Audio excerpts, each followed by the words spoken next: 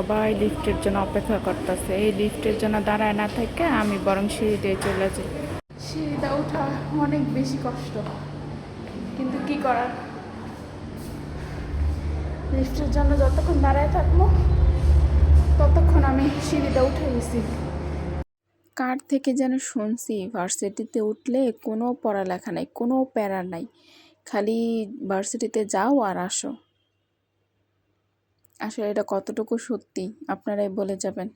তো hello everyone, আসসালামু আলাইকুম। আই হোপ সকলে অনেক বেশি ভালো আছেন। আমি আলহামদুলিল্লাহ ভালো আছি। ওই দিন চলে গেছি ভার্সিটিতে প্রেজেন্টেশন দেওয়ার জন্য। তো অ্যাসাইনমেন্টের পর প্রেজেন্টেশন, যেহেতু সামনে পরীক্ষা, তো এই জন্য আর কি প্যারা, মানে যে বলে ভার্সিটিতে প্যারা নাই, মানে সে যে কি পড়াশোনা করে সেই ভালো জানে।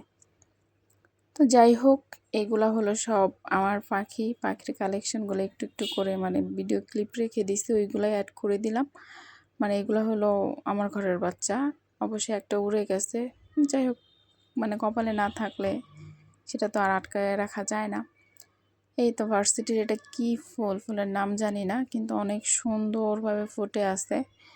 আর এটা আমি ছিঁড়েও নিছি অবশ্য। তারপর কি প্রেজেন্টেশন শেষ করে ফুলটা একটু ভিডিও নিয়ে ফুলটা ছিঁড়ে হাতে নিয়ে নিচে নেমে আসছি। সিঁড়ি দিয়ে নামতেছি, কারণ লিফটের জন্য আর দাঁড়ায় থাকবো না। তো একটু ঢং করতেছি ফুল নিয়ে, এই আর কি।